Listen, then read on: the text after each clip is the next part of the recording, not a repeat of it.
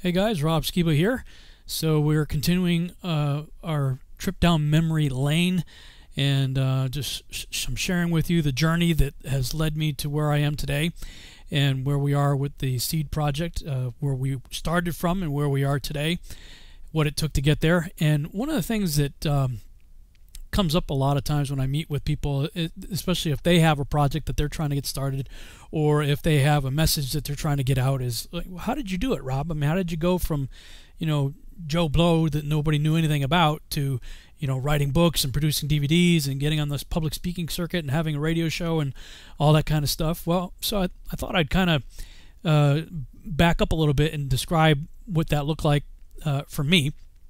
And I mentioned in some of the previous broadcasts that I just recently uploaded that, I've had this vision for Seed, so I started writing that.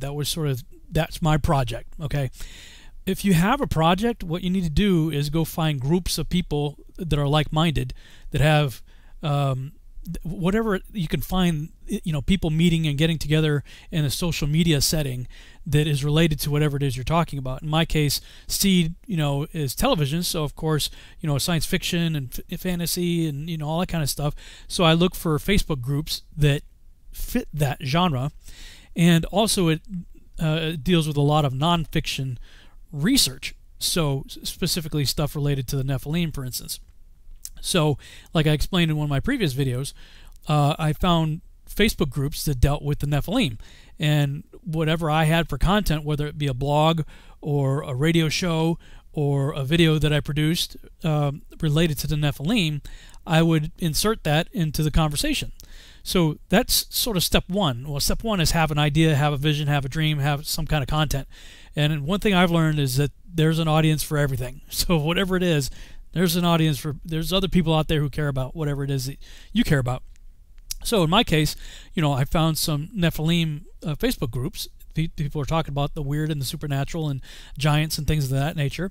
And I had produced a video talking about that, so I posted a video there. And you never know who's going to see it. That's the point, right? So I posted it there, and this guy named Doug Riggs, who deals with satanic ritual abuse, and he had like all the big speakers, all the researchers that I was researching, the content that I was using for my research, these were the content producers. He had them on an email list, and he's like, hey guys, check it out. And he took my video. I didn't know him, didn't know anything about him, but he saw my video in that Facebook group, and he sent the link off to Tom Horn and Gary Stearman and all these other people. And so that was the initial thing that sort of got me noticed, if you will. The other thing is I created my radio show, and you can create a radio show for yourself. Also, we are in an age where, I mean, if you want to do it, now is the time to do it. Blog Talk Radio was how I got started, and I don't know what the rules are now, but when I first started, you could have a daily half-hour show, and you pick your time, whatever time during the day that worked for you. Picked a half-hour time slot that worked for me, but then I realized, I could barely say hello in a half hour. I needed more time than that.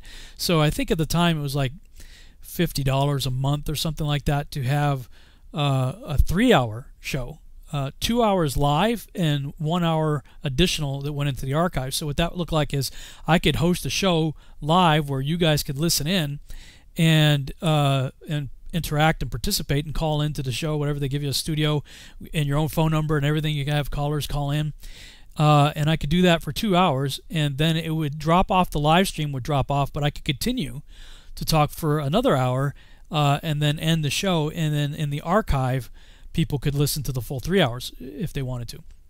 And so the 2-hour show was great. I could do 2 hours a day, I think it was unlimited callers, and I had things that I wanted to talk about, but I'll give you a little hint here. The real reason I created my radio show is because I wanted to talk to the researchers that I was interested in. And, these guys are busy. I get it now. I mean, if you've tried to get a hold of me, it's hard to get a hold of me. If you call me or text me or send me an email, chances are I will see it, I will read it, I will listen to it, but whether or not I'm able to get back to you, that's a whole other issue. It's rare that any phone call that I have is less than almost an hour. Half hour is being generous. usually most conversations I have with people go for a long time. I just don't have that kind of time, and I don't have time for long emails, and I don't have time to be responding to hundreds of emails. So, I apologize if I don't get back to people, but you got to understand, there's a lot coming in, and it's just physically impossible to do it. And now that I am that guy and am in that position, I now understand why it was so hard for me to get in contact with the other guys that that I was trying to reach. And then I realized, well, wait a minute, they all have books, they all have DVDs, and anytime you're, especially if you're a self-published author, but even if you're not, even if you have a publisher, you got to get the word out. Otherwise, nobody knows your book exists or your DVD or anything like that. So, all these guys who are producing content, they want the world to know about it. So I started contacting them, and instead of this random email from somebody they don't know saying, hey, can you tell me about this? And what are your thoughts on the Nephilim here? And what do you think about Nimrod? And what do you think about this? They don't have time to respond to that. But they do have time to come on a radio show to promote whatever book it is, because they spent a lot of time and probably money and, put a lot of effort into producing this content. Now they got to move it. They got to start, getting it out to the public. And the only way you're going to do that is to get the word out. So they like to come on radio shows. And so I selfishly started my Revolutionary Radio project specifically for the purpose of being able to talk to other people that I wanted to talk to for 2 hours. It was a win-win. I get to pick their brain, and they get to get the word out for, whatever book or DVD or project that they have going. So, they benefit and I benefited from it. And in the process of bringing names on my show, people that were already in the public scene, getting them on my show, I was bringing their audience over to me. Because it's like, oh, wow, Rob's interviewing L.A. Marzulli. Cool. So L.A. Marzulli's audience found out, because he was promoting it too. Hey, I'm going to be on the Revolutionary Radio Project or whatever. He would post something, either talk about it on his radio show or on social media or whatever. And so people who love his work would come over to my channel, my Blog Talk channel, to listen to me interviewing LA, because they were really there to hear LA. But over time, as I started interviewing more and more people like that, I started to build an audience. People started thinking, hey, Rob's got some pretty cool people on his show. So they started listening to my show. So you could do the same thing. I don't know how much stuff is now because I'm not on Blog Talk anymore. After I did about 200 shows on Blog Talk, Chris Geo contacted me from Truth Frequency Radio and offered me a position as a host on their show. And actually, TFR pays their hosts. I was paying Blog Talk. TFR pays their hosts. A percentage of however many subscribers we bring in. It's not a lot, but hey, it every little bit helps, right? So that's why I left Blog Talk and went to TFR, because it's for free and they offered the same services. And actually, TFR is broadcasted not just on the internet, but also on several FM radio station, FM affiliates. So I don't even know how big the numbers are. I know the people that follow me on Facebook or on YouTube or whatever, but I really don't know how many people are listening just on their FM radio stations, or even on TFR. They probably have stats I could check. But anyway, just to say, look, there's an audience for whatever it is that you're talking about, and there are tools out there that make it possible for you to get the word out, even for free. You can have that half-hour show. If you need more time than that, well, you got to pay for it, but it's not that bad. I mean, it's not that unreasonable, considering the benefit of doing so. So that's how I got started with Blog Talk Radio. And you heard the story in one of the previous uploads that I just did recently. After Doug Riggs sent that email out, one of the recipients of the email apparently was Tom Horn, and he saw the video that I had produced and that I posted on a Facebook post that Randy Devane had actually. He started a conversation about a book of the Nephilim that he had recently written, and whatever he was talking about, I was like, hey, this goes along with what I had just produced. So I posted my video on his thread in some Facebook group about the Nephilim. Doug Riggs saw it, sent it out on email. Tom Horn got that email, and Tom Horn called me, which was like huge for me. I was like, what?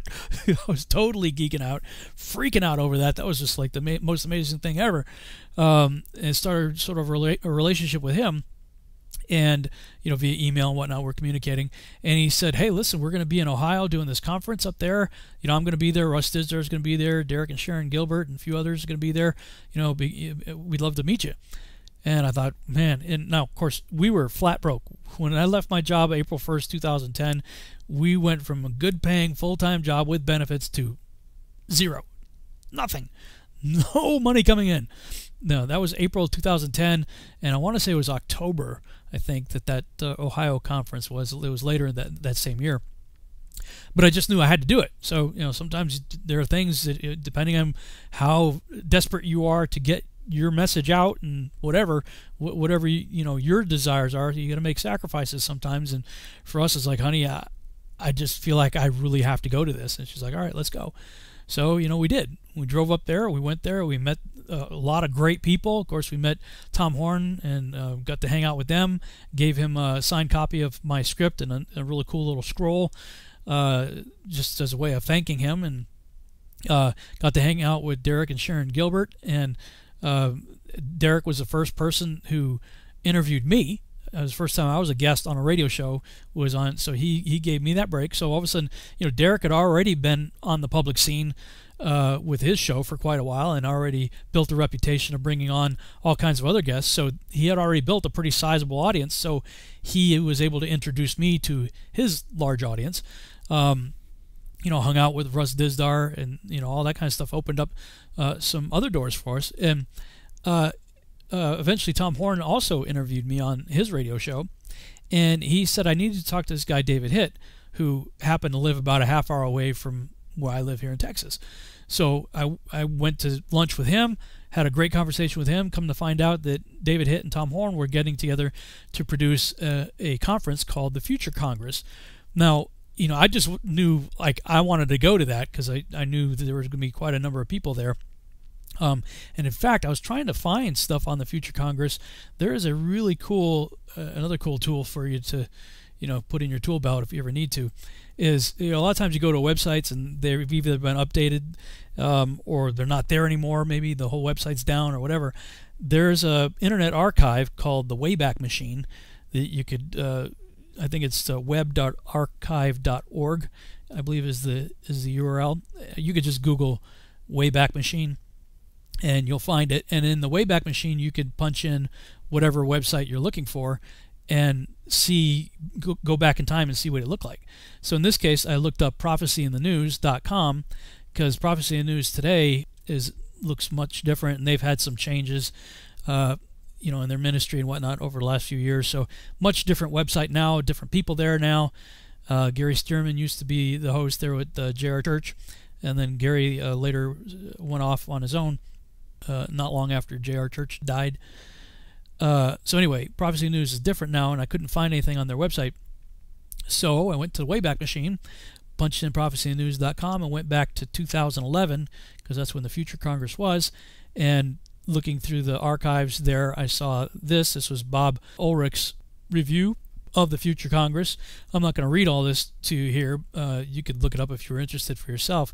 But the speakers that were there was G. Edward Griffin was there, Chuck Missler, Tom Horn, Gary Stearman, Russ Dizdar, Chris Putnam, Doug Woodward, Randall Price, Noah Hutchings, Terry James, David Hitt, Chris Pinto, Derek and Sharon Gilbert, Doc Marquis, Mike Bennett, Chris White, Barry Dyke, John McTurnan, Andrew Hoffman, Mike Tarter, Jim Fletcher, Ray Gano, Jeff Patty, Keith Robinson, and of course myself.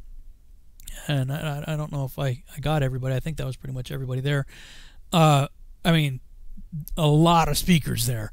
And getting to meet Chuck Missler, for instance, was like, wow. I mean, and what was even more cool, I mean, all these people were very accessible. As you know, of anybody that's ever been to some of these conferences, you can, walk up to their tables and meet them, most of the time and have some cool conversations. But as a speaker myself, I got to hang out with them back in the green rooms and, the stuff that was put on specifically for the speakers. So it was a chance to network with these guys and kind of pick their brains and exchange business cards and stuff like that. So that's really what happened for me is, I got to meet and greet and hang out and talk with all these people and truly network. Now, they say you got to have your elevator speech ready. When I was in marketing, that was a big thing, and even in the film industry, if you're trying to market a script or, pitch your movie project or something like that, you've got to have an elevator speech. What's that? Well, basically, you should be able to describe whatever it is that you're passionate about to whomever it is that you're trying to convince in a short enough period of time that you could have the conversation while riding in an elevator. And that's exactly what happened for me at the Future Congress. Was I got to meet and greet a lot of these people, but and I didn't really even know who Gary Stearman was. I mean, I think I was aware of Prophecy in the News, but it wasn't something that I had really a show that I had really watched much or knew a whole lot about. But I can see that he was a bigwig there at the conference. He was a well-respected person that a lot of people were talking about and talking to. And I sat in on a few of his lectures, and they were all awesome. And so, as I got to figure things out a little bit and learn who these people were and what they did, and that he had an internationally recognized prophecy television show, I thought, oh, I got to talk to this guy. So I had my 2 DVDs, which I just recently uploaded, the content of Mythology and the Coming Great Deception and the Mount Hermon Roswell connection. So I had these 2 DVDs readily available, and I got on an elevator. And I didn't plan this, but he ended up getting on the elevator also, and I just happened to have it in my bag with me. And from the ground floor lobby area, wherever we were, to I believe it was the 3rd floor, I gave him my quick little elevator speech about these projects. And I said, hey, Gary, I really enjoyed your lecture today, and if you have time, whatever, I'd love to give these to you and have you check them out. And he's like, yeah, sure, I'll check them out. So he took my 2 DVDs. And the Future Congress was in July 2011, toward the end of July, if memory serves. And I want to say it was about a month later or so that I got a call from Gary Stearman, because I had my contact information on the DVD, and he said, I finally got a chance to watch your DVDs, and I'd actually really love to have you come on Prophecy and News and talk about it. And I was like, oh, this is it. This is awesome. And they had a really good deal going. I don't know if they still do it, but basically the deal is you sell whatever your projects are or your product to them for half of retail. So whatever you've set your retail price for, they get it at a wholesale price of half the retail, and then of course they sell it for the retail price, so they get the markup. And so that's a great deal, great for everybody. Now, you come on their show, at least at that time it was on your own dime. So Sheila and I was like, we got to go, and they were up in Oklahoma. And so I want to say it was about a 4-hour drive or something, 4 or 5 maybe, something like that. Whatever it wasn't terribly bad. Except for the fact that as soon as I got a rental car, because my car wasn't going to make it, that I don't want to put that much mileage on my car. So we rented a car, and I don't know what it was, but as soon as it was a little sports car. As soon as I sat down in the car, I turned sideways to put something in the glove compartment, and I heard this pop, and something happened in my back. It just, like it hurt really, really bad. I was in a lot of pain. Oh man. So, but we had to go. I needed to get up there. So we drove up there in a tremendous amount of pain. So I'm going to show you the video. They recorded 4 shows with me. I could only find 3 of the 4 somewhere out there. Some people have reposted it on YouTube and what have you. So I found 3 of the 4 because all the other stuff is gone from the Prophecy and News site. So I'm going to air those for you in a minute. But if I look a little stiff, it's because I was in so much pain. I was sitting there, and I couldn't move. Like any movement I made just hurt like you wouldn't believe. So, I'm sitting very stiff through the whole thing, but that's because I was in so much pain. But anyway, Gary interviewed me, and they split it up into 4 different broadcasts, 2 10-minute prophecy updates that they aired, and then 2 half-hour shows.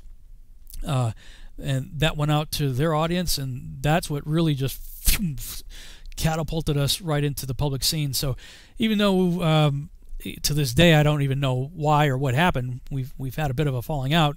You'd have to ask Gary, I guess, why that is. Perhaps we'll talk about that a little bit later on. But at least in the beginning, they really loved my stuff and wanted to have me on and talk about it. So I will now play the video from my time at Prophecy in the News. Well, our guest today is Rob Skiba. I met Rob recently at the Future Congress meeting, and I'll tell you what, he presented some information that people were talking about. They were in the halls between presentations. I heard Rob's name mentioned, and I met him there at Future Congress in Branson, Missouri. Rob, welcome to Prophecy in the News. Thank you, Gary. Good to have you here. You have produced a couple of DVDs which we're going to be talking about. One is called Mythology and the Coming Great Deception. The other one is called The Mount Hermon-Roswell Connection. And stay with us. We'll be talking about both of these DVDs. Rob, you feel, as I do, that it's high time for the church to wake up. Yes.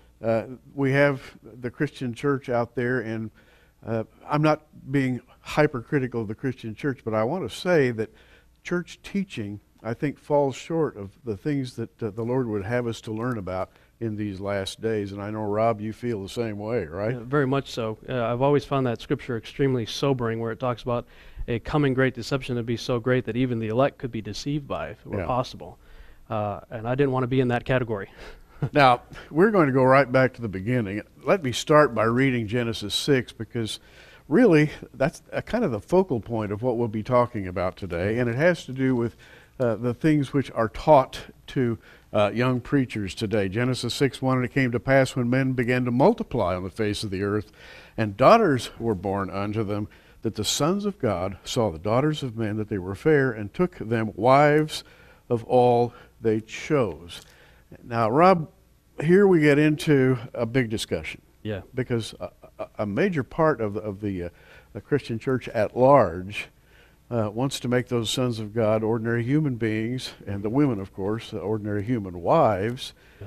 But there's a faction of the church that's becoming increasingly sensitized to the fact that we're not talking about that at all, and that's where our discussion starts. Yeah, for sure. And that's always frustrated me. I didn't go to seminary, but I've been in the church my whole life around theologians and served in the ministry for 6.5 years, and I'm aware that a lot of the seminaries do talk about what's known as the Sethite theory. Mm-hmm. And here I am, haven't been to seminary, and I can tell that the sons of God is a phrase that's used elsewhere, like in the Book of Job.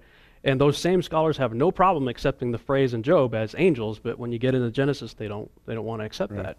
And I just simply pose the question: well, if it's really just the sons and daughters of Cain and Seth, how do you produce Og of Bashan or Goliath? I mean, how does that happen?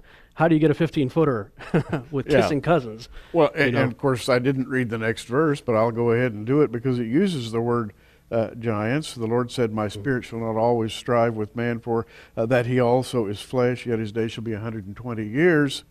Verse 4 says, there were giants in the earth in those days, and also after that, when the sons of God came into the daughters of men, they bare children to them. The same became mighty men, which were of old, men of renown. Mm-hmm. You know, the historian Flavius Josephus comments on these mighty men, and he says that they were the Titans. Yeah.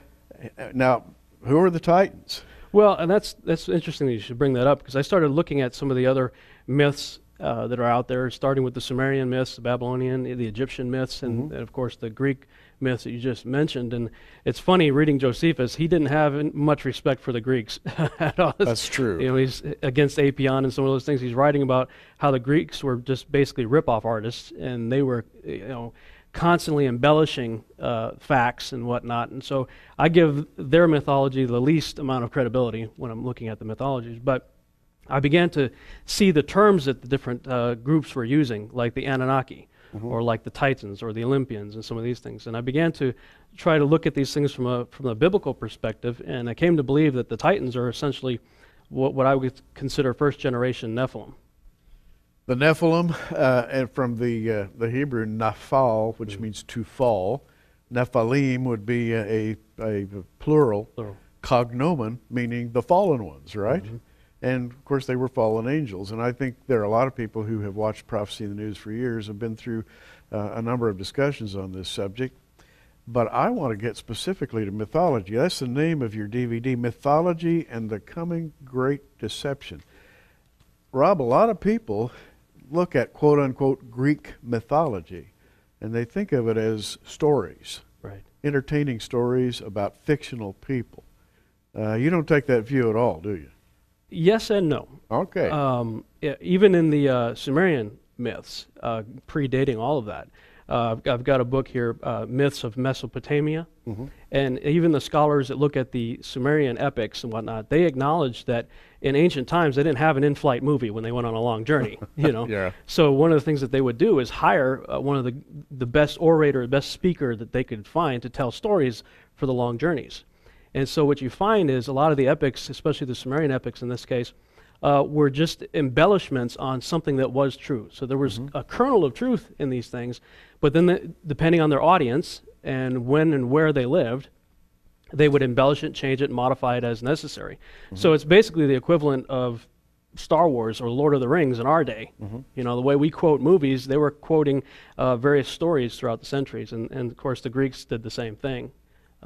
Much later. And it was a big part of their society. The Yes. amphitheaters, the semicircular amphitheaters were places where those myths were recited. Yes. And people learned them almost by heart. And it became part of their religion, part of their belief system. They really did believe that there were demigods who came down to earth. For them, it was just a matter of this is the truth and we believe it. In fact, they would pay honor to those gods. They would bring tithes and offerings and pray for blessing and so forth and so on. And in some cases, the Greeks even believed those gods might come back someday. Well, there's a friend of mine who wrote a book, and he suggests in his book that we should view the Bible from a mythological worldview, which on the surface sounds like a really strange thing to say because as believers we look at everything from a biblical worldview. Right. But when I sat back and looked at what he was saying, I found he's absolutely right, because when you look at the 66 books and you realize that when these documents were written, it was written in a day when people very much believed the Sumerian gods. They believed in the Babylonian gods, the Egyptian gods, and as you just said, the Greek gods. And you get to passages like in Acts where it says that they thought that Barnabas was Zeus and that Paul was Mercury, messenger of the gods. And you come to realize that, wow, if you look at the Bible from the mythological worldview, it really starts to come alive because you see the context. They say in real estate the key word is location, location, location. In Bible study, it's context, context, context. And so when you're looking at the Torah, for instance, and you realize that each of the 10 plagues of the Exodus were a direct assault against 10 different gods of Egypt. And you've got the 10 commandments there, and first one, thou shalt have no other gods before me. Right. I think I've always just read past that, but then one day I looked at it and said, wait a minute, who are these other gods, and why is God so concerned about it? And I don't believe he's worried about it at all, but he's worried about it for our sake. And as we see throughout the scriptures, God's constantly, especially in the Old Testament, trying to call his people back to him, because as the scriptures say, they're out whoring after other gods. They're following other gods. One thing I like about your DVD, Mythology and the Coming Great Deception, is that you have a lot of documentation in it. That is to say, you go back and historically document a number of events that are recorded in secular history, and you draw comparisons between those and what the Bible says. And you make, I think, an excellent case for this whole hypothesis that the Bible is not just written out there in space. It is tied in to history and to the civilizations of the past. Yeah, very much so. And I had the privilege in 2005 of going on 2 different trips in the same year. I went on the missionary journey of Paul on a sailing ship through the Greek Isles. So I went where Paul went, the way he went. Wow. And part of that, we got to go to Patmos also and see where John received the revelation. And then later the same year, we also got to go to Israel and do the footsteps of Jesus through the Holy Land. And so going in these locations, especially like in the Greek Isles and stuff, and seeing all of these temples and remnants of the old gods all over the place, it really helps you to put the scriptures in context again, where Paul is standing there next to, when he's walking through the marketplace there, you got the Acropolis off to there, and you got Mars Hill, and down in the marketplace, there are shrines to all these gods. And And of course, Paul, sees one. They even have one to the unknown God, so he's like, "Oh, I'll work with that one," And Sure. so, but to actually stand in those locations and put yourself in the mindset of the people like Paul in this case, it's very eye-opening, and you really realize that, wow, we are taught these things as myth in school, as you say, just fancy stories. But you realize there is truth in there, that at least people of those days, they believed it as truth. Now, for the second part of the title here, the coming great deception. What is the coming great deception from your perspective? Well, it really deals with Nimrod, largely. But it also ties in things like the Anunnaki. You've got the History Channel and the Ancient Aliens series. They're in season 3 now. They've got two seasons complete, and they're in the 3rd season now. And they're always talking about Eric von Daniken's book and Sitchin and some of these other guys that are talking about the return of the Anunnaki, those who from heaven came, these gods of antiquity, coming back. And what I came to realize, and I appreciate L.A.'s book, The Cosmic Chess Match, talking about move and counter move. That God makes a move and the devil makes a move. And you see that it appears to me that he started to set things in motion thousands of years ago for a payoff, I believe, in our day. And so as we're seeing a rapid increase of UFO sightings, you start to realize, what's going to happen when it used to sound crazy to say a mile-wide spaceship parking over a city, until you realize one parked over Stephenville, Texas in 2008. As a matter of fact, that was pretty well documented in the news. I was surprised that most of the news media picked that one up. Stephenville, Texas is southwest of Fort Worth, out a little bit out in the country. And a gentleman, there had been a wave of sightings in that area. A gentleman essentially went out in his backyard and discovered the whole sky was covered by one of these things. Huge. And he's not the only one who's seen a huge vehicle. Well, I started thinking about that, and as you say, usually I joke about it, but it used to be like in the 70s and 80s, it used to be that guy that you could floss his teeth with rope, I got taken up in a spaceship, Right, some Yahoo that, nobody ever heard of. Yeah. But now, there are credible people, there are people, mayors and, government officials and, different people like that are seeing these things, and more so these days. I put together a little UFO montage for one of those DVDs, it's about 8 minutes long, showing UFO sightings over the last 8 years or so, well, actually last 3 years.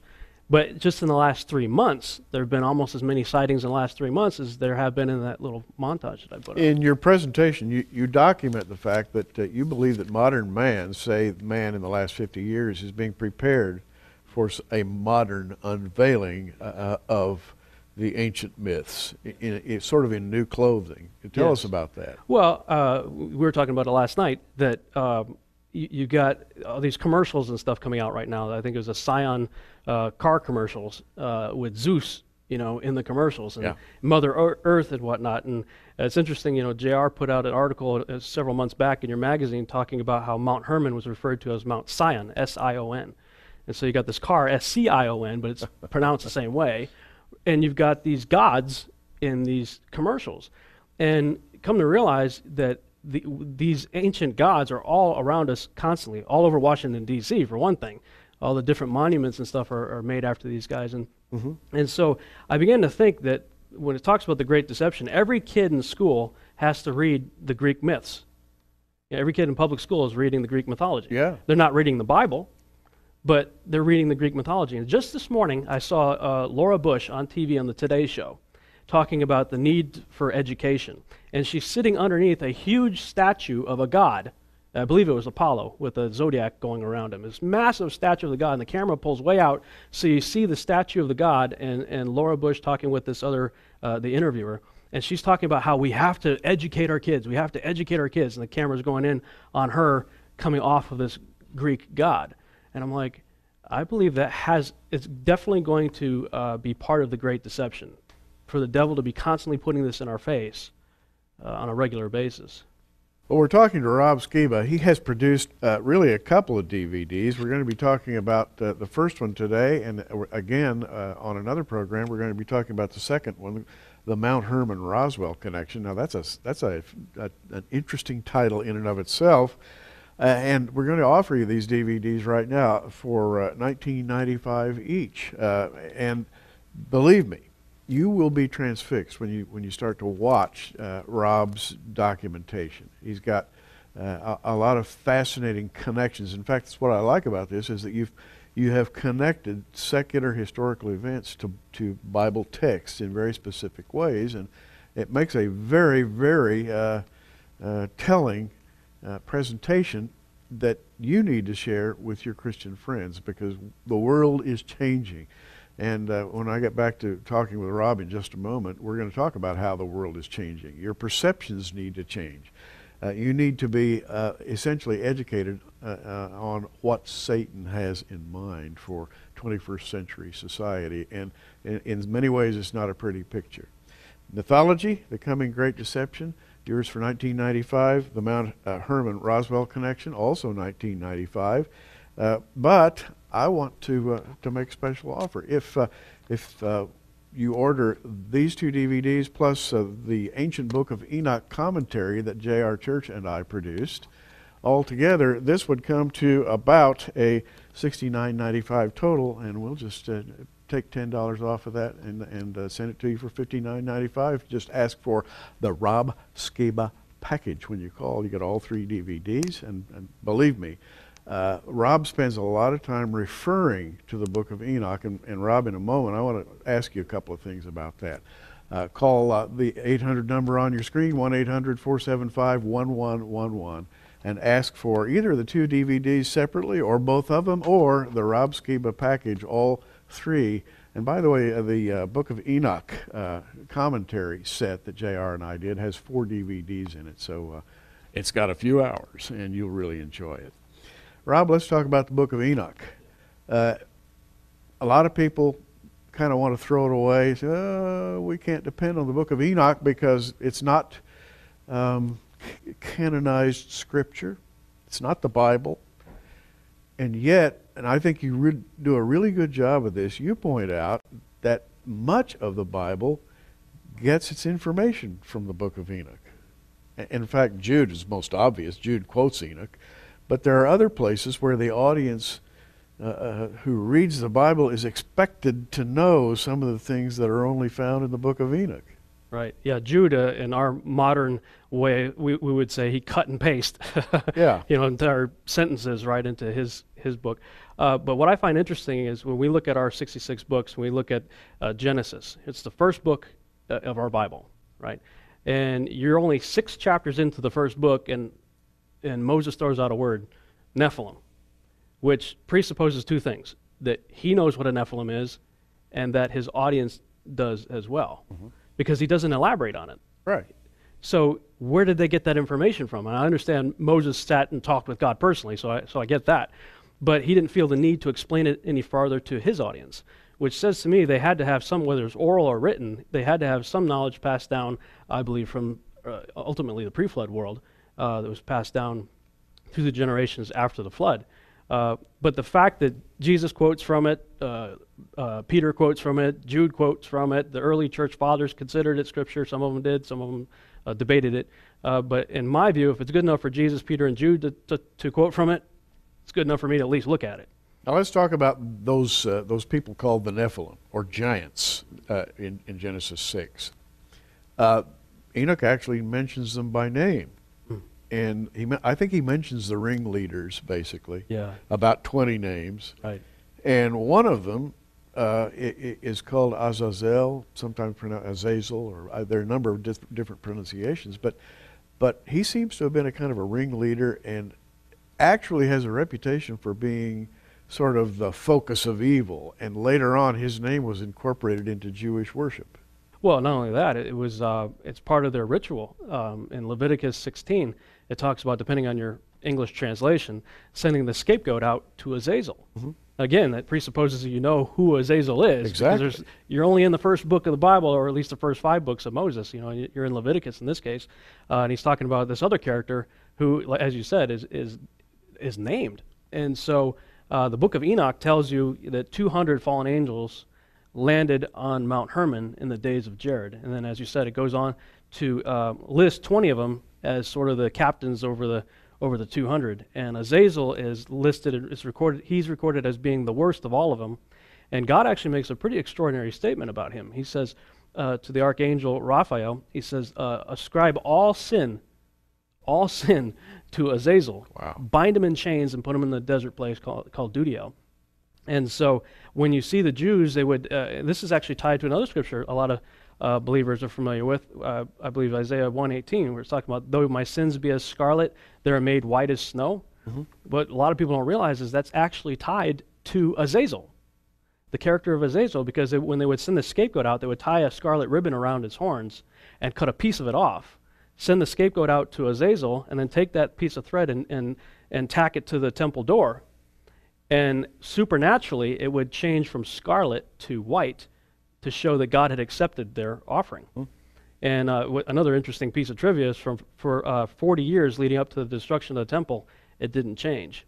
And so if you back off 40 years from 70 AD, where do you end up? You end up in the time of Christ. Right. And so, God is saying, I'm not accepting any other sacrifice anymore. My sacrificial lamb is the only one I'm going to accept. But it's directly tied to this whole thing about Azazel, which you know nothing about unless you read the Book of Enoch. One of the interesting things Rob does, and I've got a sheet of paper here that shows a chart where the Nephilim are on earth for 1,200 years before the flood. But then comes a period after the flood, a period of 1,200 years from the flood, roughly, to the kingdom of David. Right. And explain what you're doing there. I think this is most fascinating. Yeah, it's become a little bit controversial for me, simply because there's most people that subscribe to a second incursion, that angels came down again and mated with women. And I was raised never to base any belief, doctrine, or anything on one scripture. You need confirming scriptures. And so most people who believe in the second incursion will talk about Genesis chapter 6, 1 through 4. And that's pretty much the only verse they have that specifically says the sons of God came down and mated with women. In the post-flood scenario, you constantly see references to the giants, but it's usually another part of it would say the descendant of so-and-so. This giant was a descendant of. And they were typically all within the lineage of Ham that they're described. So just based on that, using all these other scriptures that refer to descendants of, I base my theory on the Nephilim seed perpetuating after the flood via genetics. You have the same problem either way. If you've got angels coming down and mating with women, they produce offspring who mate with women again, You've got a genetic issue either way. So now, let's talk about giants for a minute, because I want to get this in before the end of our time today. Today, if I were to go out and accidentally happen upon the skeleton of a giant, and if I excavated it, there would be a huge, huge cry. I think I might be forced to hide it somewhere so that it couldn't go on display. And there seems to be an active campaign to hide the fact that there ever were giants on the earth. And yet, I think you make a very clear point that giant skeletons have been found. In our era, they are spirited away, I think probably for the sake of propaganda, to disprove what the Bible says actually happened. Right. Now, we have giants coming all the way up. Of course, David and Goliath, famous story. And everybody thinks, well, these were just glandular cases. They were regular human beings who just... for some reason grew too tall.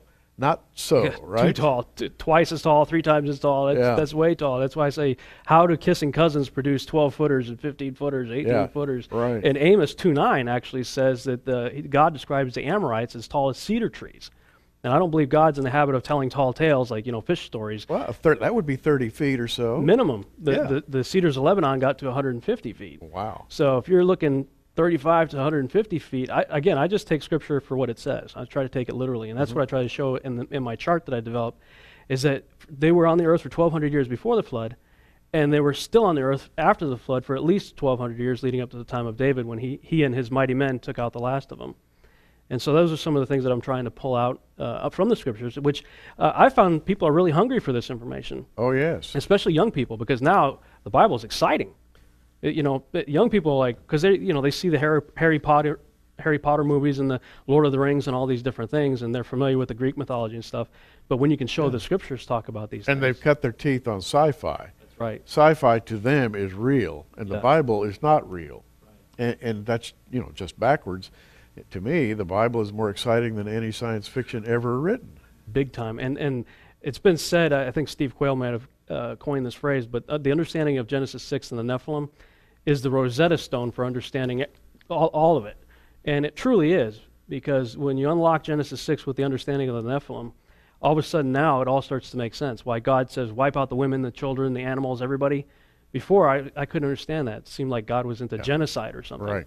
And it used to scare me, the Old Testament. But now I understand God is systematically wiping out the Nephilim races in the Holy Land.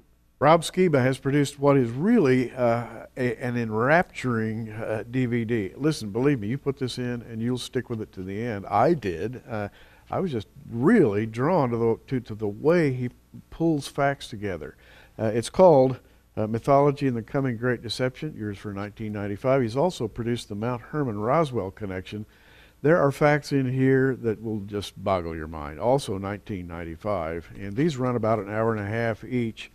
We also would like to put this together with another DVD, which we offer it for $29.95. It's called The Ancient Book of Enoch. Put these all together, that would be about $69.95, and we'll take $10 off of it. When you call the 800 number, just ask for the Rob Skiba package. You get all three of these for $59.95, which, by the way, is a substantial saving. And the Book of Enoch commentary will help you understand Rob's DVDs, because, Rob, you do refer to Enoch quite a bit, and rightly so. And so just ask for the Rob Skiba package, and it is $59.95 plus shipping and handling. We've got just a little bit over a minute left. People need to wake up, and that's basically the business you're in. You're trying to kind of wake up Christians and let them know the lateness of the hour, the fact that some of the spiritual deception of the ancient world is soon to be unveiled on the modern world. Yes, and the devil is working really hard at it. When you look at like ancient aliens, they're constantly pushing this idea of panspermia, that the gods of the old ancient world seeded this planet. And I've been saying, what's going to happen when one of those mile-wide ships parks over a city and out pops the Anunnaki, and they say, hey, remember this Sumerian text? Hey, remember the Nazca lines in Peru? Remember Pumapunku and all these places? Yeah, that was us. What are people going to believe? What's the church going to believe? People from the stars are coming here as ambassadors. A satanic lie. You believe that? I believe it. We're really talking about the realm of the demonic, and you need to understand what's happening. And of course, Rob's DVDs will help you. We're very pleased to have Rob here today. Rob, we'll talk to you again on our next broadcast.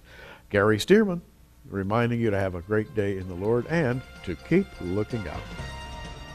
Hello again. Gary Stearman with another Prophecy in the News daily update. It is September the 28th, a Wednesday, and once again we have Rob Skiba with us in studio. Hi, Rob. Hi, Gary. Thank you. We're going to continue to talk about some things that Rob has produced. Yesterday we spoke in particular about his DVD called Mythology and the Coming Great Deception. He has another DVD called the Mount Hermon Roswell Connection. And we're going to offer these to you in just a moment. And of course, you're watching on the website, so you'll be able to kind of look at a description, a picture, a close-up picture of those DVDs and see them for yourself. Got to talking to Rob, and we have a lot in common. Some of our observations. He noted that he had read our September 2011 Prophecy in the News. The cover here has the title of the lead article, The Mystery of Asenath, the Egyptian bride of Joseph. Now, she's a goddess. That is, the wife of Joseph would have been dedicated to the goddess. And that goddess has tentacles that reach all around the world, reach down from Joseph's day right into our own day, and that's what that article is about. And I know you are preoccupied with the same general idea. Yeah, what was amazing is I was right in the middle of doing my own research on the same topic when your magazine came in the mail. And I read it, I'm like, wow, he's talking about the exact same thing here. And what's interesting is my wife had gotten me a book on the myths of Mesopotamia, and I was going through the various epics. And of course, that's Ishtar. and Semiramis, Ishtar, Isis, they're all the same. You know, Nimrod has many names, but so does his wife have just as many names. And what was really interesting to me is that Ishtar was from Ur, and the patron god of Ur was Sin. And so I thought, oh, how interesting that she's the daughter of Sin, and God called Abraham out of Ur of the Chaldees. Wow. out of the place where sin was. Yeah. But she's everywhere. You know, we've got the Statue of Liberty, we got Columbia Pictures, you know, and the Mount Hermon Roswell connection. I talk about what I call the Genesis 6 experiment, where the sons of God came down to the daughters of men. 200 angels came down from the sky and landed on Mount Hermon. Well, you got Columbia Pictures, where here's Ishtar, Isis, Semiramis standing there, Columbia Pictures holding her torch like the Statue of Liberty. And what happens? What'd you say, 22 stars? 22 stars come around her in a circle. Right around her head. This is a direct counterfeit of God's pattern, Yeah. which is the 22 letters of the Hebrew alphabet. Yes. And it's the false gods always try to counterfeit what the true God does. Constantly, and even Paramount Pictures shows that. It shows stars coming through from space through the clouds and circling a mountain peak. Almost a reenactment of what happened on Mount Hermon. That's right. When the dark angels came down. That's exactly right. And you know, I've come to realize, especially with regard to television, there's a reason why they say turn the channel to your favorite programming. You know, when you look at who's in charge of the media, and there's basically 6 corporations own all of media in this country, they're Luciferian-owned companies. And so when you realize who their gods are, who they channel for the programming that we all consume every day, you realize that we are constantly being inundated with information and themes that go right back to these characters. And I so appreciated what you wrote regarding Asenath. I'm not sure how you pronounce her name, right? Asenath is Asenath. But how Joseph redeemed her from the pagan god worship that she was associated with through marriage. You know, it's fascinating. In those days, in the pagan days of Greece and Rome and Egypt, and I know you're aware of this, but mothers and dads used to name their children after gods and goddesses. Right. Well, Asenath, Joseph's bride, has her name means dedicated to Neith, or she who is of Neith, who was the Egyptian goddess of fertility. Right. And so Joseph married a wife who had been dedicated to a goddess, but he redeemed her. That is, when she became married to him, it was an act of redemption on his part. She was the daughter of the high priest of On, or Thebes, which means that she had a direct connection to this evil, but he pulled her out of that. And in that respect, Joseph manifests himself as a type of Christ. That's amazing. And some of the things we've been talking about kind of off the air is the meaning of names. And Chuck Missler's done an amazing thing. He's got a list of the names from Adam to Noah and what their names translate to. From Adam to Noah means the man appointed mortal sorrow, the blessed God shall come down, teaching, his death shall bring the despairing rest or comfort. And looking through the scriptures with that in mind, that the names mean things.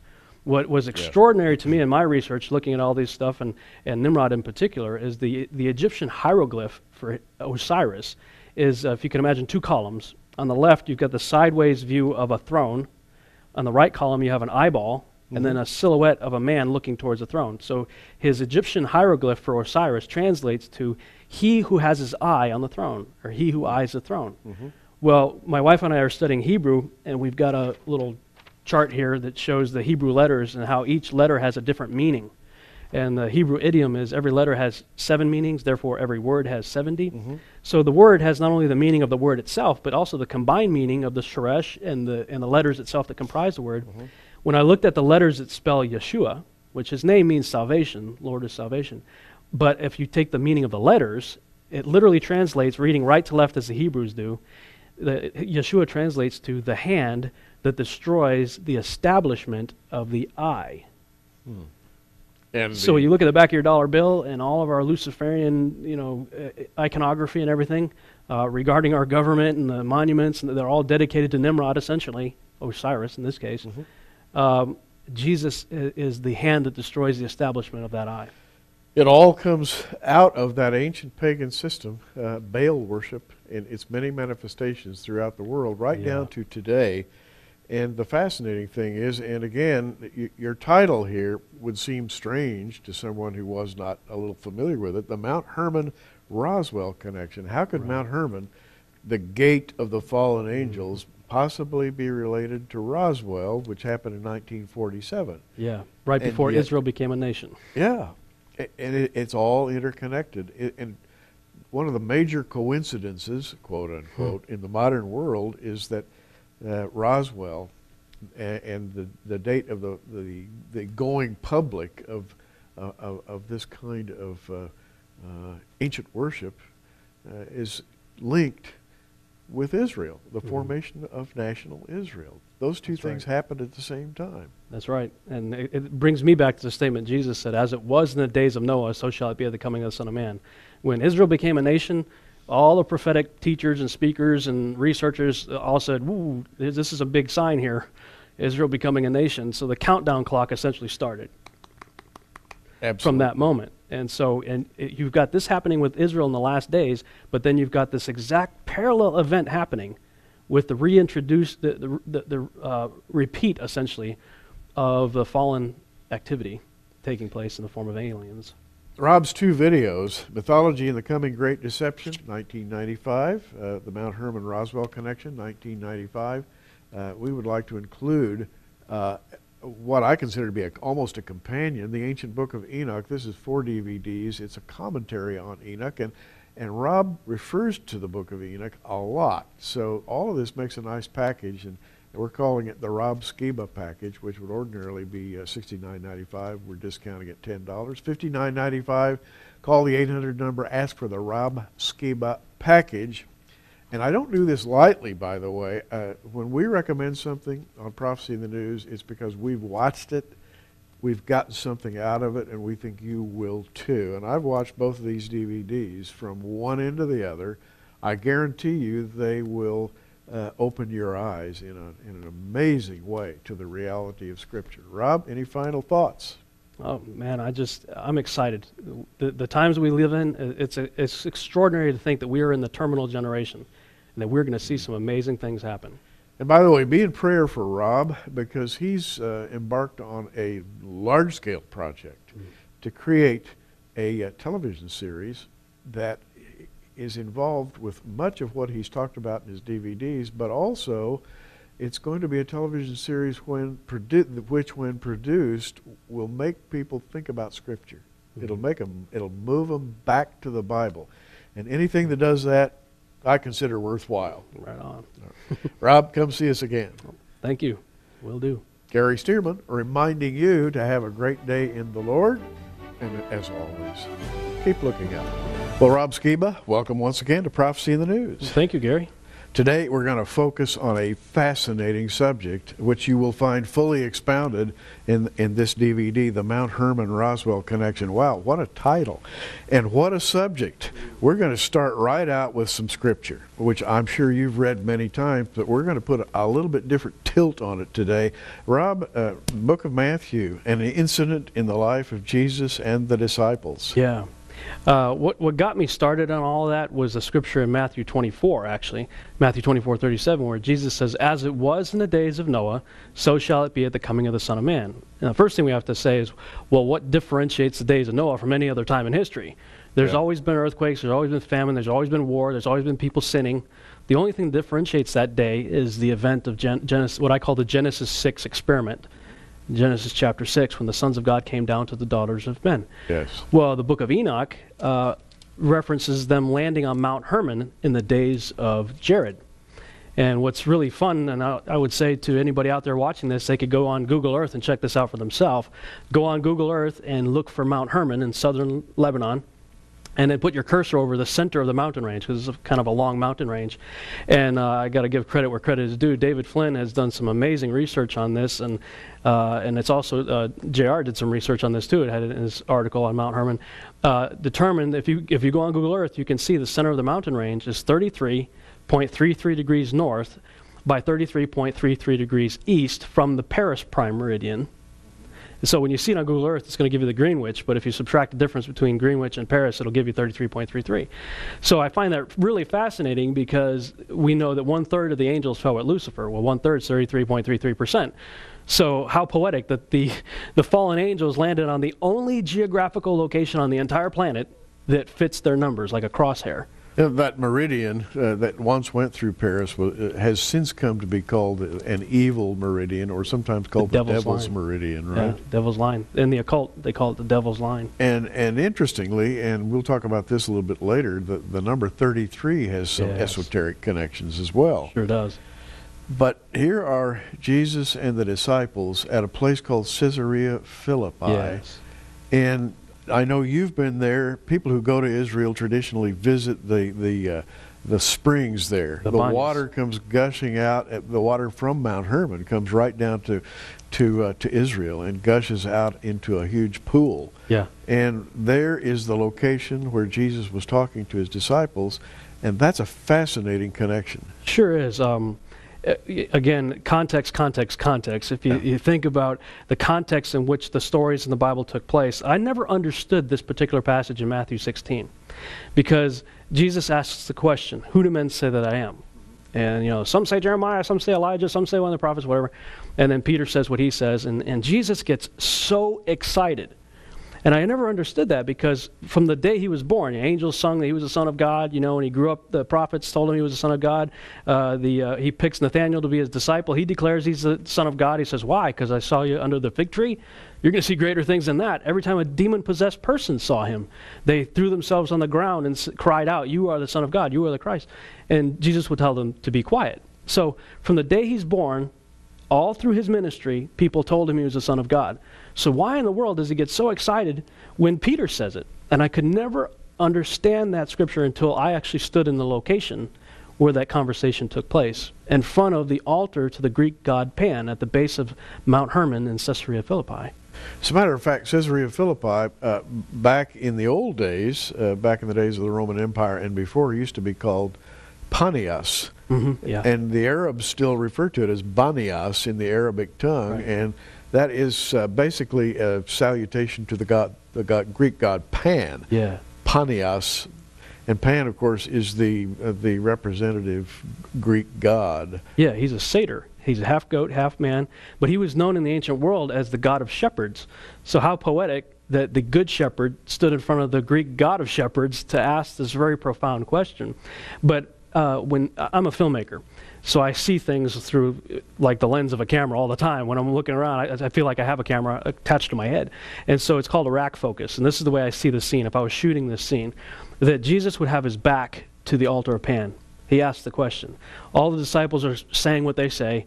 And I can see Peter kind of sitting back and saying, wait a minute, the rabbi already knows who we think he is. Why is he asking this? You got James and John, everybody else. So some say Jeremiah. And I see Peter looking at Jesus, so Jesus is in focus. And then all of a sudden Jesus goes out of focus and Pan comes in focus. Right? And then Pan goes out of focus and then Jesus comes back in focus and Peter goes, oh, I get it. You are the Christ, the Son of the living God. Oh, that's right, Peter. And what a place for this to happen. Basically at the foot of the runoff from the top of Mount Hermon, which is snow-capped in the wintertime. The snow melts, the water runs down to Banias or Caesarea Philippi and gushes out of this great big spring, which is below a cave. Yes. And that cave has carvings where you can place the statues of little gods around. Right. And that cave was the site of occult, esoteric worship, the worship of the very gods who are associated with Mount Hermon. Yeah.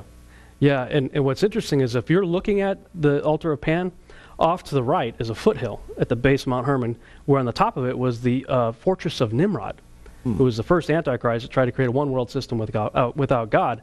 And off to the left, there was a place that even to this day is still known as the gates of Hades.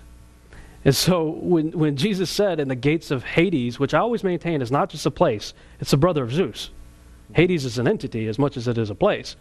And so when Jesus, at the base of Mount Hermon, where all these Nephilim gods like, Zeus, Poseidon, Hades, where these guys originated from Mount Hermon, Jesus said the gates of Hades will not prevail against the revelation you have. Maybe it's named Hades because he's down there today, locked up. He is. And so they gave the place the An name appropriate name. Named after him. So we have this incident, this very famous incident. Blessed art thou, Simon Bar-Jonah, for flesh and blood hath not revealed it to thee, but my Father which is in heaven. And I say also unto thee that thou art Peter, and upon this rock will I build my church, and the gates of hell or Hades shall not prevail against it. Yeah. And those words are aimed at this scenario, at this scene in which they're standing. Well, what's extraordinary to me about that is you got Genesis chapter 3, the first prophecy in the Bible, where God says that the seed of Eve is going to crush the devil's head. Yep. So that, if you're receiving that prophecy, what are you thinking? You're thinking, man, I don't want my head crushed. So the first thing he does is he messes with the seed. Turn the page of Genesis 6. And that event that took place to try to prevent Jesus from existing in the first place happened at Mount Hermon. And so this is at the end of Jesus' ministry. His destination is Jerusalem. So why did he take this enormous detour to southern Lebanon, northern Israel, to have this little conversation? He's making a point, not just to his disciples and to us, but he's making a point to the fallen angels who tried to prevent him from existing in the first place. And where it says he took them to the top of a high mountain, well, it's the highest mountain in the regions, and most scholars believe, as I do, that that's where he took them, to the top of Mount Hermon, where today there is a UN radar outpost located at it makes you wonder what they're looking for. Right. You understand the strategic location, but Jesus in his day and the UN of our day could look down from that location, and right across from the UN radar outpost is a cross where somebody has marked where they believe the mountain of transfiguration, where the event took place. That's fascinating, because if you go back before the flood, there was a Mount Hermon. Before ever there was a flood, before ever there was an Israel, there was a Mount Hermon. Yeah. And it gets its name, Hermon, from the fact that the fallen angels, and there were fallen angels, took an oath there. Yes. They bound themselves together in a solemn oath to do the work they had set out to do, and they knew that they were against God when they did it. Oh yeah, they did. But the etymology of the word Hermon is to take an oath. And they took an oath at that place, and all those years later, and I don't have the number in my head, but thousands of years later, there's Jesus standing at that location. At that very location. And declaring what he did in Matthew 16. It's astounding. And it says from that point on that he went preaching about his death, burial, and resurrection, and headed directly from that location to Jerusalem.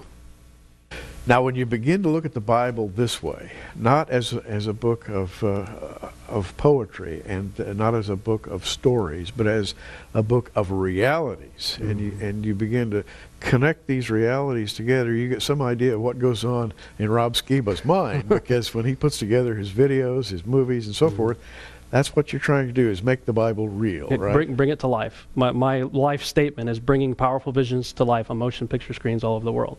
And what that means is that this is the most powerful vision I've ever seen. How do we bring this to life in the way that the masses can receive it? Rob, let's extend this story a little bit. Sure. Because the title, after all, and I'm looking at this here, and there's an ugly gray and some UFOs and Mount Hermon, the Mount Hermon Roswell connection. Everybody knows about Roswell. Yes. And I suppose our population is probably evenly divided between those who think it was just a made-up story and those who believe that something really happened there. Yeah. But there's a big story in Roswell, isn't there? Yes, there is. And it goes back to what I said earlier, the statement Jesus made, as it was in the days of Noah, so shall it be at the coming of the Son of Man.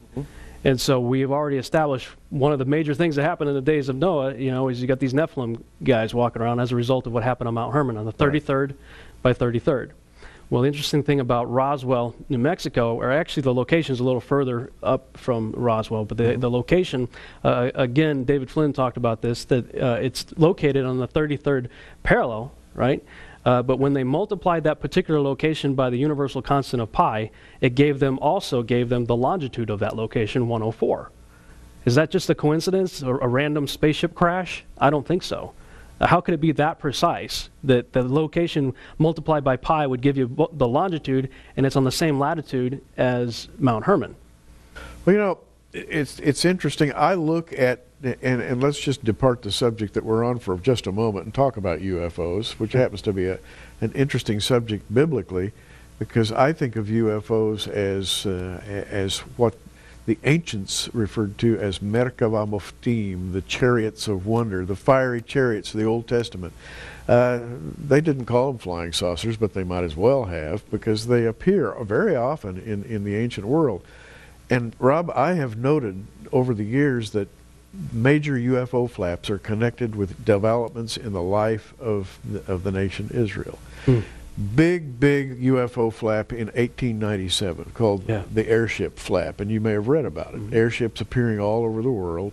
Well, that was the year of the first Zionist Congress. Next big UFO flap, Kenneth Arnold, UFOs, Roswell, 1947, the year of the UN mandate. Right. There was another flap in 1952 when Israel had a war, 1956 when Israel had a war. There was another major flap in 67 when Israel had a war, and you could just go on, and you have to ask yourself, what do UFOs have to do with developments in the life of Israel? Yes. Everything. Yes. Because those UFOs are an expression of the dark forces that surround this world, and they are opposed to the regathering and the raising up of latter-day Israel. And so it just makes perfect sense that they get a little bit upset, a little agitated every time something positive happens in the life of modern Israel. Yeah, the devil, I believe, has an idea about his time, what the time is, but I don't think he knows all the details. That's right. And so every time something's going on with Israel, I think he's going, oh, we got to move now. We got to move. We got to do something. Yeah. And the timing is very interesting about the Roswell incident, as you pointed out, what's going on with Israel. So you got this 47, 48 deal with Israel, but you've also got this scenario where this little shepherd boy throws a rock into a cave, cracks a jar, and out pops the Book of Enoch and a bunch of other books. That the first chapter of Enoch itself, first few verses, says this book is not for this generation, but for a future generation that shall live in the time of tribulation. Well, we're like, hello. Yeah, right. And that's the book that goes into great detail to help us understand what's going on with what I call the Mount Hermon-Roswell connection. Well, I'm sure that was all just a coincidence. Oh, yeah, just a coincidence. But totally just a coincidence. And we don't believe in coincidences, of course.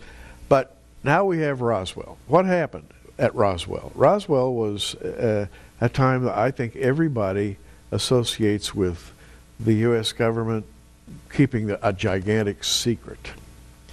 What is the secret that the United States government is keeping? And there, I can't count the number of sci-fi films and productions that have been made about that great secret. We think of the X-Files, you know. Right. And we think of Scully and Mulder saying the truth is out there. Yes. And he's looking for the truth. And of course, we as students of the Bible know where the truth is, and the Bible talks about all this, and it talks about a rising of the dark powers in the latter days. Yeah, and that's why we're trying to talk about it, because the church at large is not talking about this. So you got Eric Von Daniken and all these guys on the History Channel talking about this, Discovery Channel talking about this. Movies, there's almost every week a new movie coming out. All these The Event, you know, all these shows on TV. So the devil is actively putting this message out, but there's so few people in the body of Christ that are telling the truth about what these things are. And so that's what we feel called to do, is try to expose these things from a biblical perspective. Now let's talk about some Old Testament characters, and I know that you're working on a project right now. Maybe we should talk about that a little bit later. But the idea that these angels that fell so long ago in the days of Jared before the flood may be released in the latter days and may begin to torment men again. And essentially the book of Revelation revolves around that idea.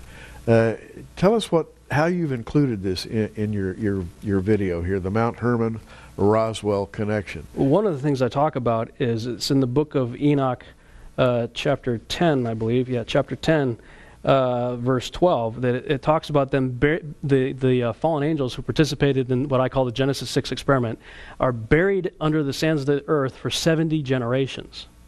Well, Psalm 90, verse 10 defines a generation as 70 years. Simple math. 70 generations times 70 years, it's 4,900 years. If you back off 4,900 years from today, we land smack in the days of Jared. in the pre-flood world. And the Bible speaks rather openly of angels being imprisoned, being entrapped. You and I had a conversation about 4 angels that are now entrapped in the river Euphrates, and they will be released in the days of the tribulation. A lot of people look at narratives like that in the Bible, and they say, well, that's kind of mythology, that's a spiritual description of something else, but surely there are not angels trapped in the river Euphrates. No, like I said, I've said it before, I take the Bible literally. And whenever it's speaking allegorically or symbolically, the scriptures themselves usually tell you. Sure. It says, oh, by the way, this means this. Here's a little word picture for you, but it means this. So when John writes that the 4 angels who are bound in the river Euphrates are released, I believe it's a 6th trumpet judgment. Again, that presupposes that the audience, first of all, that John knows what that means and that the audience is aware of it. Again, you don't know that without reading the Book of Enoch that talks about them being buried under the sands of the earth for a specific amount of time. And so I believe I don't know who those 4 angels are, but I believe they fall in the category of what's written about in Enoch chapter 10. Now, both Peter and Jude speak of imprisoned angels. And by the way, Enoch speaks of angels. They knew they were judged. In fact, Enoch clearly says they knew that what they were doing was wrong when they did it, and hence they bound themselves together with an oath so that nobody would break away and give up the game. But having bound themselves together and having done the deed, in other words, they essentially populated the earth in a way that the Lord did not approve of, they received sentence. And you make an interesting connection there, that they asked Enoch to represent them. Now, this is a story that's fascinating because it has repercussions, I think, that come right down to the present day. I really think that they do. One of the things that I talk about in that video is the severity of the judgment, that Enoch goes into great detail. In fact, the angels, they essentially hire Enoch to be their attorney, basically to have a petition before God, and God says, no, okay, I'll play this little game with you, fine, I'll pronounce judgment through Enoch.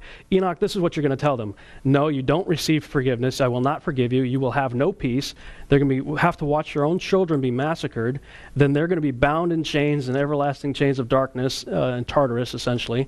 The 2 Peter and Jude both reference these things.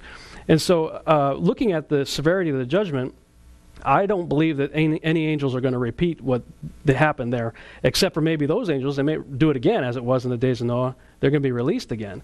But where I go with that is that what we see in the modern account is scientific experiments taking place, where people are abducted by greys or aliens, and sperm is taken, and eggs are taken, and embryos are implanted, and babies are removed. It's all very scientific. And so when I'm looking at all this genetic scientific experimentation taking place, and Dr. David Jacobs and others talk about what appears to be a hybridization program that's going on, is I believe that's exactly what they're doing. Well, you know, our friend Tom Horn is very much taken with the subject of transhumanism. Yes. At the human level, there are scientific laboratories right now involved in creating superhumans, by infusing the human genome with different genes, maybe from other animals and so forth, and they're trying to create super soldiers and super this and super that. And of course we know where that'll end up. There's only one way that can go. Not good. In a very dark way. But you're talking about angels attempting to repeat what their elders did so many thousands of years ago. Right, exactly. And you're seeing it all too. And some of the ancient texts, like the Book of Jasher, specifically says that one of the things these entities taught men to do was the art of mixing one species with another. In fact, when I was I've been to Greece twice, and when I was in Athens, I was looking around. You can't look anywhere without seeing the toppled remains of a god or a temple. Yeah. And you see satyrs and minotaurs and centaurs everywhere you look. Oh, yeah. So I thought to myself, man, you know, I'm a Star Wars fan, so I'm thinking nobody's going to remember Yoda 4,000 years from now. You know, George Lucas said he was creating a modern mythology. Well, if all these creatures were just out of the imagination of a blind poet named Homer, nobody's going to remember them so strongly in their collective consciousness 4,000 years later.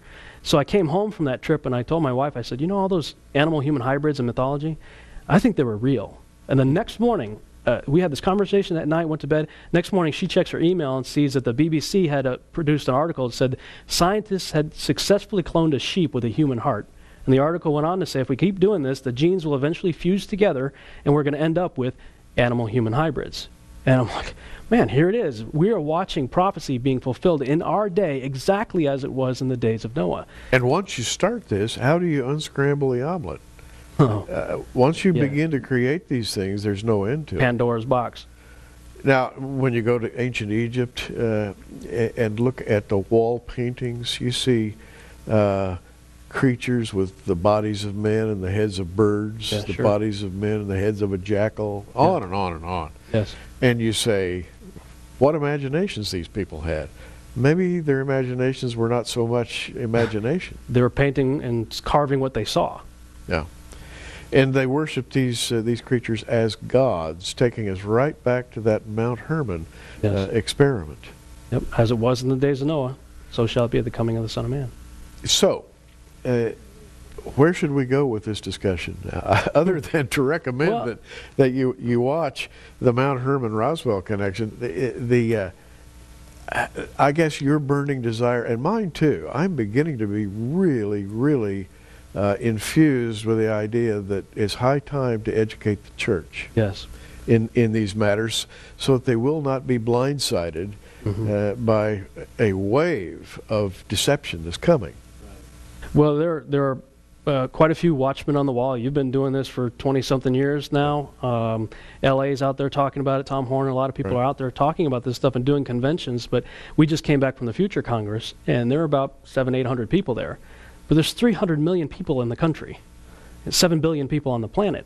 So how do we get it out to the masses? And God has laid it on our heart to create essentially a science fiction TV series that I call Seed, that's going to put all these things, wrap it up in a science fiction framework so the masses can receive it. But the beauty of science fiction is that people go into science fiction suspending their disbelief. Yeah. So if you've turned your disbelief filter off, that means you're open to believing whatever I want to tell you that churches won't let me say, and the world isn't coming to church anyway, So how do we get two birds with one stone, as they say, get the church, because Christians watch TV too, So we essentially pitch it as Lost, the TV show Lost, meets Battlestar Galactica wrapped up in an X-File. So it'll have the mystery and intrigue of Lost, the sci-fi appeal of Battlestar, and the alien agenda themes and conspiracy themes that made the X-Files so popular, but written from a biblical worldview and served on a secular palette. Well, I wish you great success in that enterprise, because people need to have the other side. We've had 4 decades or more, actually 5 or 6 decades of sci-fi. And I look at sci-fi as simply a propaganda machine. It's exactly what it is. Teaching people that there are aliens from outer space, and now our own scientific community believes it. They're waiting for the appearance of that ambassador from Alpha Centauri or whatever. Oh, yeah. And when he comes, they will welcome him, except that he's going to be coming under false colors. And we're trying to awaken people to that fact and to the biblical nature of it. Well, the DVD by Rob Skiba is called The Mount Hermon-Roswell Connection. Captivating is all I can say. You'll watch it to the end. I know you will. 1995, his first DVD is Mythology and the Coming Great Deception, 1995.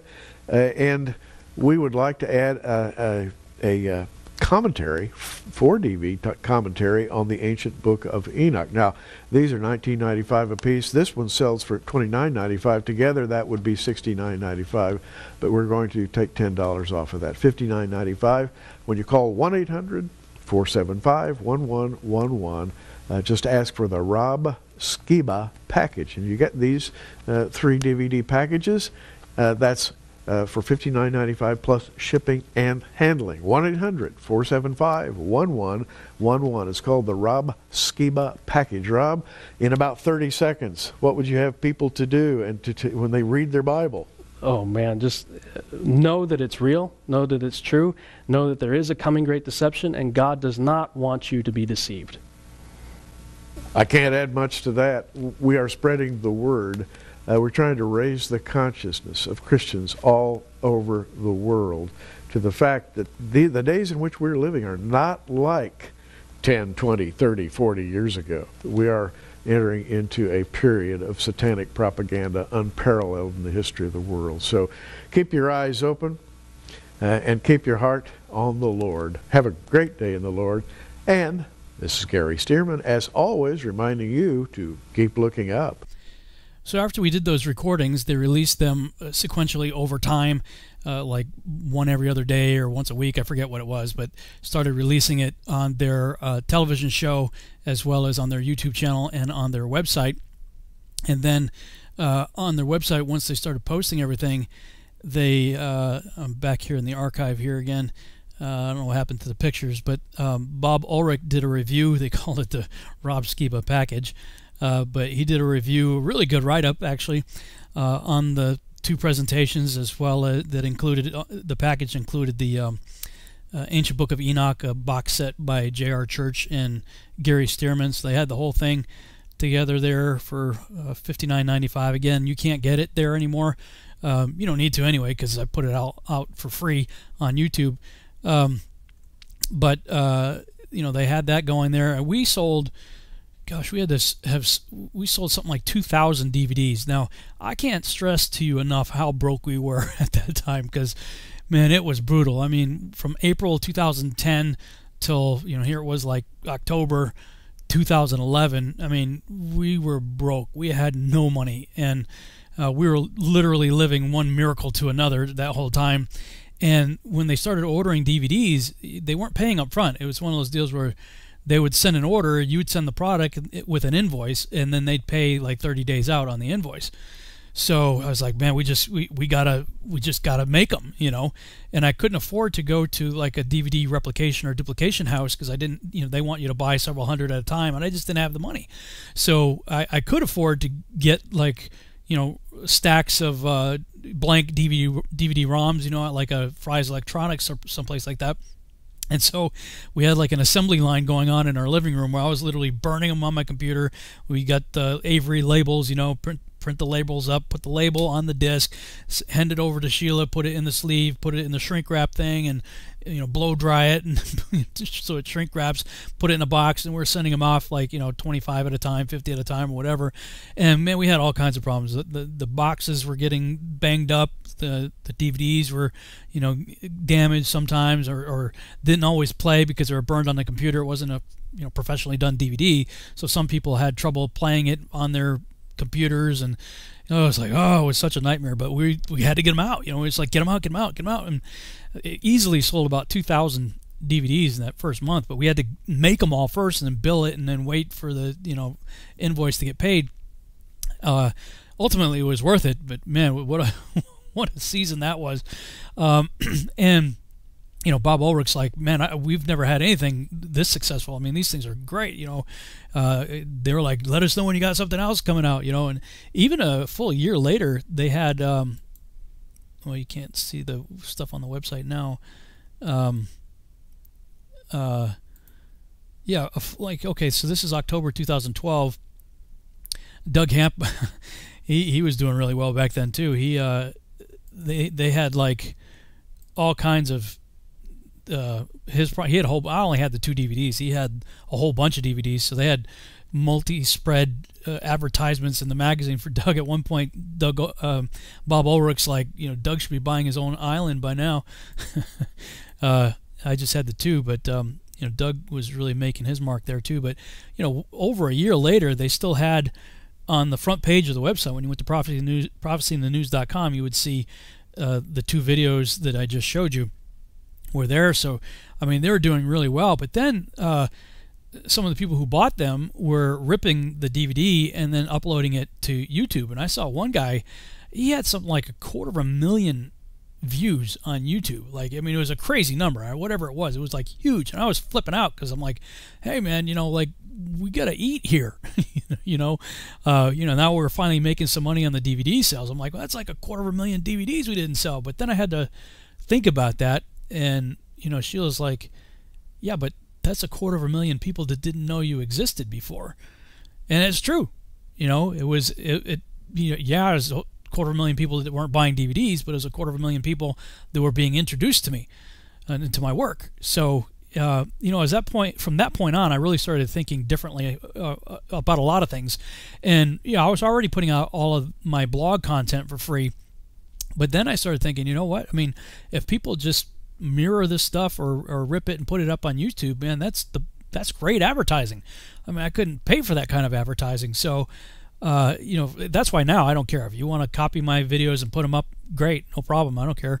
Mirror it, you know, just, you know, send a link back, you know, it might be nice, you know, to show people where they can go to you know, learn more, link to my blogs or to, you know, something else on my site or whatever. But, you know, I've been giving away all of my materials for free, blogs, videos, you know, everything. So, I mean, people now, after that, you know, it's like, yeah, you could buy the books or DVDs if you want to, but it's not your only option.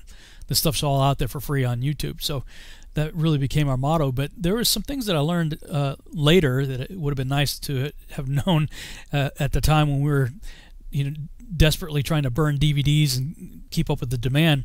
There's a website called Kunaki, KUNAKI.com. No minimum order. It costs nothing to sign up. You can join for free, and you just they give you download a proprietary software that they give you, and you package up all the stuff that makes the DVD. So the label, artwork, the jewel case or whatever, the DVD case insert, and what the burned disc. You put it in their proprietary software, it compresses it into like an exe file that you upload to their server, and they'll build your store for you and everything.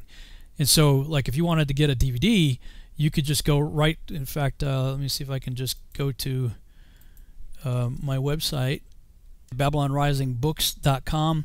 Click on the store tab, click on DVDs. To place an order, click here. This is the store they give you. So you upload your DVDs and all the stuff, you know, everything you need for the DVD itself, and this is the store that they create for you. And so the end user puts in their state, their zip code, and the quantity of whatever DVDs they want, and, you know, they could click on a DVD, you know, for more information.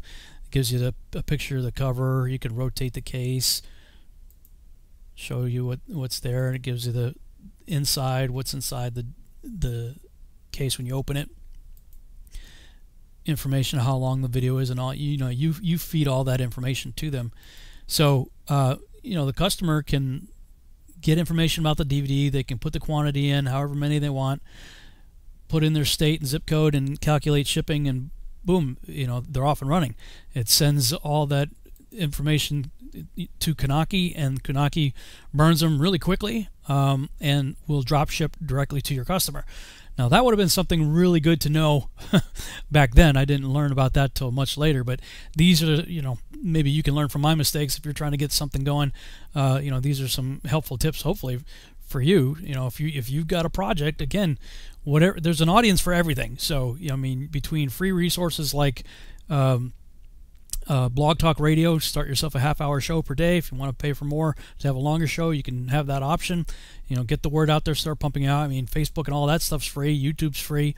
Kunaki's free. You can sign up for Kunaki. You know, it doesn't cost you anything to put your DVD up there, and they'll start selling it. You know, well, you have to market it, but when the customers go there, they'll do all the selling for you.